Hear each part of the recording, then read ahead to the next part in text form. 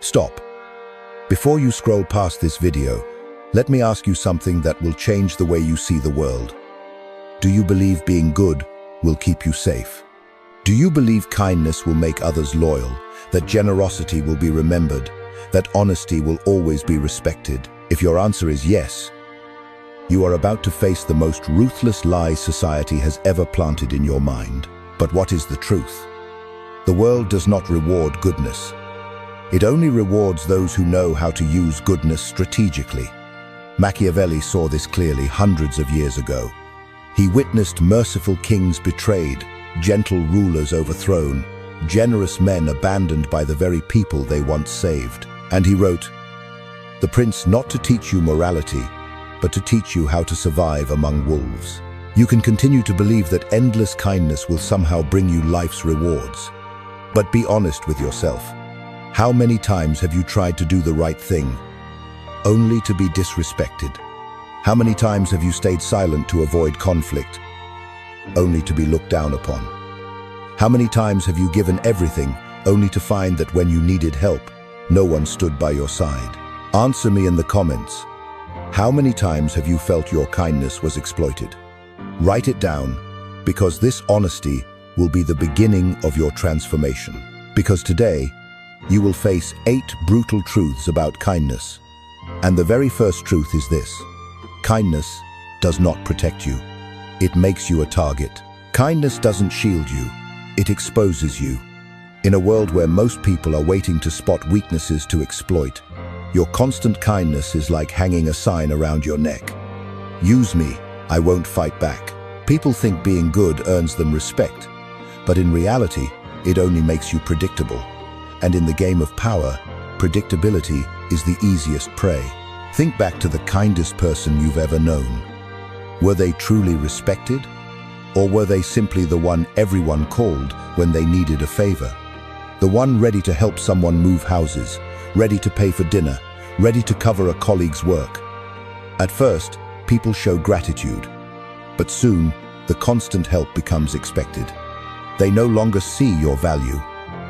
They see you as a free service, always on call. You believe you are building friendships, bonds, and loyalty. But in truth, you are slowly losing your position. Because once someone knows you will never say no, they no longer fear losing you. They know you'll always be there. And that certainty makes you easy to overlook. I once witnessed a devoted manager. He always shielded his team, always put their interests above his own. But when the time for promotion came, he was left behind. Why? Because those who are too kind are not seen as leaders, they are seen as servants. In the eyes of the world, excessive willingness is a mark of weakness, not strength. Machiavelli once wrote, "The lion cannot defend itself against snares, and the fox cannot defend itself against wolves." To survive, one must be both a fox and a lion. You, for years, have chosen to live as a sheep, and in a world full of wolves, sheep have only one fate: to become the feast. Stop and ask yourself, have you ever felt like the doormat in someone else's life at work, in your family, or even among friends? If so, write it in the comments, because only when you dare to name the wound can you begin to heal it. So, what's the solution? Simple. Don't let your kindness become a schedule everyone can predict. Make it unpredictable. Don't give endlessly. Be selective. Set boundaries. And make your help carry weight. When kindness is rare, it has value. When it is unexpected, it creates power. Because the truth is this: kindness is never free. If you don't set its price, others will assume it has none. And this is only the surface. If kindness is the open door for exploitation, then repeated generosity is the trap that keeps you stuck. Next, we step into truth 2, the trap of generosity, where you'll see why the more you give, the less you are valued. It sounds paradoxical, but the more generous you are, the easier it is to be disregarded. When you give once, people are grateful. Give twice, they're appreciative. But after 10 times, gratitude vanishes, replaced by expectation. Your generosity is no longer a gift, it becomes an obligation. And when you stop giving, They don't remember the 9 times you said yes. They only remember the single time you said no. You can see this most clearly within families. A child who receives the first gift jumps with joy. The second time, they say, "Thank you." But by the 10th time, the gift becomes routine. And when you refuse to buy another, you're considered unfair. Excessive generosity breeds dependence. Dependence leads to entitlement, and entitlement, when unmet, turns into resentment. This doesn't only happen in families. It appears at work, in friendships, and in love. You're the one who always pays for the group. At first, they praise your generosity, but then they stop noticing. And one day, if you don't pay, they look at you with surprise or even annoyance. Repeated generosity makes you addictively usable. Others get accustomed to draining your energy, time, and money without feeling any need to appreciate it. Machiavelli once warned, "Benefits should be conferred gradually. In that way, they will taste better." He understood that value only exists when it is scarce. Whatever is abundant is taken for granted, like a rare gem compared to the sand on a beach. Unlimited generosity turns you from a precious gem into a handful of sand. No one sees its worth anymore. Are you trapped in this cycle? How many times have you helped someone over and over, only for them to disappear when you needed them? How many times have you given everything, but when you stopped, you were labeled selfish? Be honest in the comments. Have you ever been turned away simply because you refused once? The issue is not your goodness. The issue is that you allowed it to become a routine others can exploit. You turned your generosity into a quota, into an obligation, and once something becomes an obligation, it is no longer valued, it is only expected. To break the trap, you must learn to give strategically. Don't give unconditionally. Limit it. Choose the right time, the right person, and the right reason. When you know how to say no coldly, your yes becomes 10 times more valuable. But generosity is only the surface layer. Beneath it lies something even more dangerous. Society doesn't care whether you are truly good. It only cares whether you appear good. Next, we move into Truth 3, the mask of virtue, where you'll see why appearances matter more than essence and why Machiavelli said, "Everyone sees what you appear to be, but few know what you really are." The world doesn't care who you really are. It only cares about how you appear. You may have a pure heart, noble intentions, but if the image you project is weakness, that will be the only truth others remember. Society is obsessed with appearances. People don't examine your heart. They read your posture, your gaze, your reactions, and instantly they classify you, strong or weak, leader or follower, someone worth listening to or someone to be ignored. This is the cold reality most good people never want to admit. Machiavelli wrote, "Everyone sees what you appear to be, but few experience what you really are." That means perception shapes power. You may be wise and talented, but if you appear timid, you will be treated as timid. If you look like someone willing to endure, people will treat you that way, and everything you carry inside will be buried, meaningless. The most successful people are not the purely kind ones. They are the ones who know when to wear the mask of virtue. They know when to smile, when to stay silent, when to be firm. A surgeon may cut open your skin to save your life. Is he cruel? No. He simply understands that the temporary appearance of cruelty can protect the deeper essence of compassion. Being intelligent does not mean abandoning kindness. It means learning how to stage it.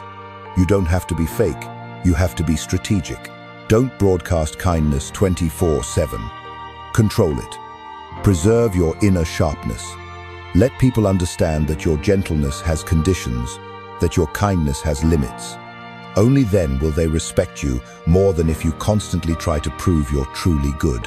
Ask yourself, in the eyes of others, are you the gentle one to be exploited, or the silent one they must be cautious around? Write your honest answer in the comments, because this self-awareness is the first step to mastering your image. Never forget, power lies in controlling how others see you. Don't let the world write the script about who you are. Direct your own image. And remember, true virtue doesn't always need to be exposed. Sometimes, the mask of virtue is stronger than truth itself, because power doesn't only rest in what you have, but in how you are perceived. And that brings us to the next truth. Every act of giving has a cost. And if you don't calculate it, you will pay the price yourself, with your blood, your time, and your life.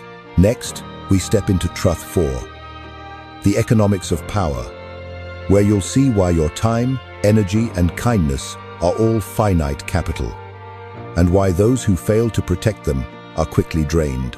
In the game of power, everything has a cost.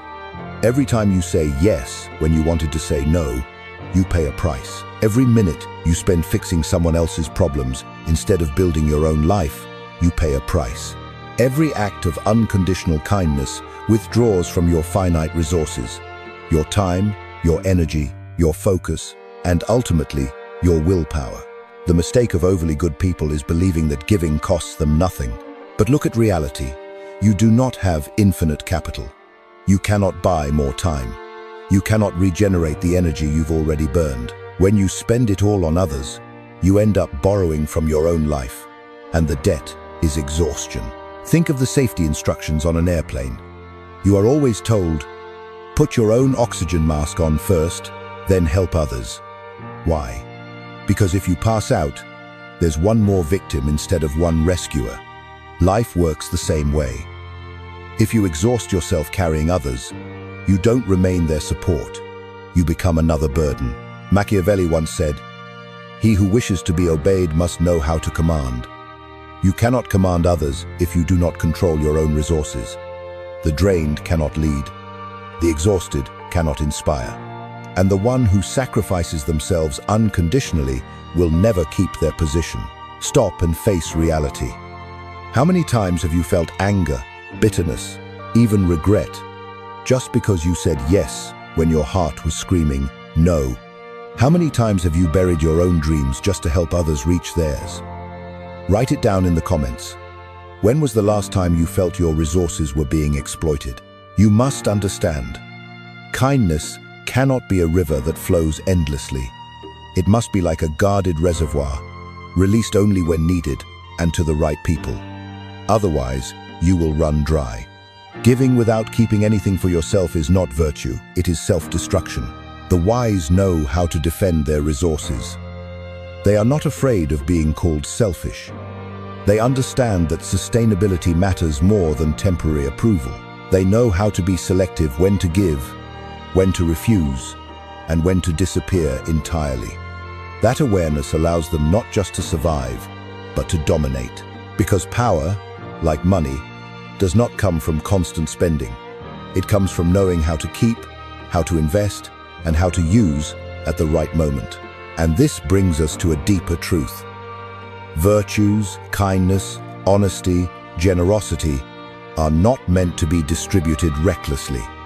They are weapons, and weapons are only dangerous when used at the right time. Next, we step into truth 5, using virtue strategically, where you'll see why kindness has power only when it is wielded like a sword, not offered like a flower. Virtue is not a laurel crown to wear proudly for the world to admire. Virtue is a sword, and like every sword, it only has value when it is drawn at the right time, in the right place, for the right person. You may believe that kindness, honesty, and generosity are qualities to be displayed everywhere, at all times. But the truth is this: when you give them unconditionally, they lose their power. A sword left on a shelf threatens no one, but in the hand of a warrior, it can decide the outcome of an entire battle. Virtue works the same way. Machiavelli never told you to abandon goodness. He taught you to use it as a political tool, a lever of power. Look at great leaders. Martin Luther King Jr. did not compromise with injustice. He used patience and compassion as a strategy to expose the cruelty of the system. Mother Teresa could not help the whole world, but she focused her compassion on the poorest of the poor. Their virtue was not random distribution. It was calculated choice. You must do the same. Don't try to be kind to everyone. Be selectively kind. Don't try to say yes to every request. Say yes, sharply, decisively, where it matters. When you focus your kindness, it multiplies its impact tenfold. When you scatter it, it becomes watered down, flavorless, forgotten. Ask yourself, how many times have you given not because you wanted to, but because you were afraid of being seen as bad? Write it in the comments, because this is the point you must change. Don't let kindness be your reflex. Make it your choice. The wise never use virtue to be liked. They use it to achieve results. When forgiveness strengthens their power, they forgive. When severity commands respect, they are severe. When generosity inspires loyalty, they are generous. But if those actions only breed dependency, they withdraw instantly and coldly. Strategic virtue means you hold the balance. You decide who receives your kindness, when they receive it, and under what conditions. This makes others cautious, respectful, even fearful of you, because they know your kindness is never free. It always carries weight. Machiavelli once said, "Promises are made out of necessity of the past, but broken out of necessity of the present." He understood one thing: virtue is not chains to bind you. It is a tool you wield to bend circumstances. But even if you learn to use virtue as a weapon, you will still face a brutal reality. The gratitude you expect from others almost never lasts. And that leads us to the next truth. Next, we step into truth 6, the illusion of gratitude, where you will see why your sacrifices are so often forgotten, and why the more kindness you give, the less it is remembered. You believe gratitude is eternal. You think that if you give enough, people will cherish you forever. But the ruthless truth is this: gratitude has an expiration date, and it is usually shorter than you imagine. The first time you help someone, they are filled with appreciation. The second time, they are still thankful. But by the third, fourth, or fifth time, the special feeling disappears. Help is no longer seen as a gift, but as an obligation you are supposed to fulfill. And the moment you refuse, all memory of the times you said yes vanishes. They only remember the single moment you said no. You, once a benefactor, become a traitor. This is human nature. We adapt to kindness faster than to anything else. What once moved us eventually becomes expected.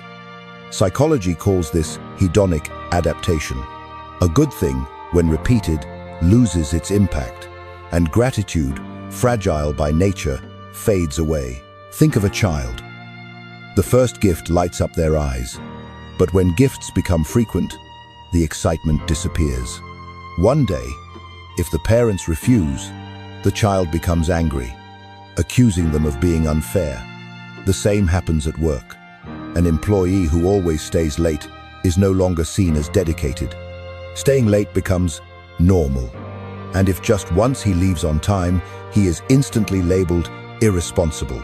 Machiavelli saw through this when he wrote, "Men judge generally more by the eye than by the hand. Everyone sees what you appear to be. Few feel what you are. People only remember what you do today." Yesterday's kindness fades into dust. That is why the more you give, the less you are remembered. The more present you are, the easier you are disregarded. And the more you sacrifice, the more likely you are accused the moment you dare to keep something for yourself. Ask yourself, have you ever been forgotten for everything you once did for someone, simply because one time you said no? Write it in the comments. That is living proof of this illusion. The solution is not to stop being kind, but to control the frequency. Kindness, like a precious gem, has value only when it is rare. When scattered everywhere, it loses its shine. Let your absence create longing. Let your refusals make your agreements valuable. You cannot rely on gratitude to protect you. You must learn to command respect, even when others are not thankful. And that is the difference between the exploited and the powerful. But there is an even harsher truth. Your intentions, no matter how pure, are worthless if they don't produce results. And that leads us to the next truth. Next, we step into truth 7. Results matter more than intentions. where you will see why the world doesn't care if you are good-hearted, only whether you deliver. The world does not live inside your heart. It only lives in the results you create. You may carry pure intentions, noble desires, and genuine kindness. But if your actions do not produce results, all of it is meaningless. History does not carve the names of those who meant well. It carves the names of those who got things done. People don't remember the gentle teachers who were too afraid to give low grades. They remember the strict teachers who made their students grow. People don't recall the nice leaders. They recall the ones tough enough to turn the course of history. Machiavelli said, "The end justifies the means." He was not encouraging pointless cruelty. He was pointing out that good intentions will not save you if they do not create good results. A parent who never disciplines their child is not kind, they are destructive. A boss who never sets high standards is not compassionate, they are weakening the entire team. Soft intentions may bring temporary comfort, but hard results leave a lasting mark. How many times have you stayed silent to keep the peace, only to end up disrespected? How many times have you worked tirelessly for the team, only to be overlooked when it was time for promotion? How many times have you yielded, and the only result was being trampled on even more? Write in the comments, when was the last time you did the morally right thing, but paid the price for it? The nice person tries to be loved. The truly good person creates change. The nice person avoids conflict. The truly good person faces it and resolves it. The nice person makes others feel comfortable. The truly good person makes the situation better, even if it requires discomfort in the moment. This is why the world is full of good guys but short on people who leave legacies. Those who only please are quickly forgotten. Those who turn morality into results are remembered forever. The cold truth is this: being liked is cheap, being respected is rare, and respect is only built on results. No one bows to intentions, they bow to what has been proven. If you want your words to carry weight, tie them to results. If you want your kindness not to be disrespected, make it produce real impact. If you want your gentleness not to become weakness, bind it to achievements no one can deny. And this is where Machiavelli was sharper than anyone else. He understood that the world doesn't care what you intend to do. It only cares what you actually do.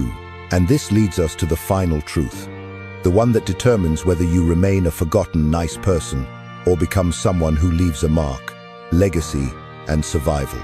Next, we step into Truth 8, Legacy and Survival, where you will see why leaving a mark on the world requires not only goodness, but surviving long enough to turn goodness into power. History does not honor those who were merely good. History only carves the names of those who survived long enough to turn goodness into legacy. You can be kind, honest, and give your whole heart, but if you are crushed in the game of power, no one remembers you. Ask yourself, can you name 5 kind but anonymous figures in history? It's difficult, but you can easily name 5 tough, relentless individuals who left an impact, even if they weren't always pleasant. Steve Jobs is not remembered for being nice. He is remembered for creating products that changed the world. Great historical figures did not endure because of naive kindness. They endured because they held their ground among wolves, turning goodness into strategy, not a burden. Machiavelli understood this well. To do good, you must first survive. The most generous person cannot help anyone if they burn out too soon. The most honest person cannot speak truth if silenced forever. The most compassionate person cannot protect anyone if they are removed from the board. Survival is the foundation of legacy. You must protect yourself before you can leave a mark. Don't let kindness turn you into prey. Use strength to guard it so you can choose the right time, the right place, and the right people to influence. Ask yourself, do you want to be remembered as the nice one who was forgotten or the tough one who left a mark? Write your answer in the comments. This is not just philosophy, it is the compass for how you will live the rest of your life. Because legacy is not built on being liked. It is built on the results you create, the power you sustain, and the ability to survive among wolves without being torn apart. And this is where all 8 truths converge. If you still believe blind kindness will save you, then everything you've heard is useless. But if you dare to face the truth, then the outro will be both an oath, a warning, and the doorway to an entirely different life. Now you've heard Machiavelli's 8 cold truths. And the final question is no longer, do you believe them? The real question is, what will you do with them? You can keep living as before, blindly kind, giving unconditionally, silent to preserve peace, and ultimately ending as a victim in your own life. Or you can choose a new path, turning kindness into a weapon, drawing boundaries, knowing when to smile and when to hide the blade behind your back. Machiavelli once wrote, "It is better to be feared than loved if you cannot be both." But remember, he never called for meaningless cruelty. He called for clarity. He knew that kindness, protected by strength, can change the world. But kindness, exposed blindly, only gets you torn apart. So from today, rewrite the rules. Don't beg to be loved. Demand to be respected. Don't be the sheep among wolves. Be the shepherd, not through weakness, but through wisdom, strategy, and strength. Leave your answer in the comments. Will you choose to be the sheep that gets eaten, or the shepherd who makes the wolves step back? And if this video has opened your eyes, like, subscribe, and share it with someone who needs to hear it. Because this knowledge is not just for you. It is a weapon, and the world needs more warriors who know how to use it.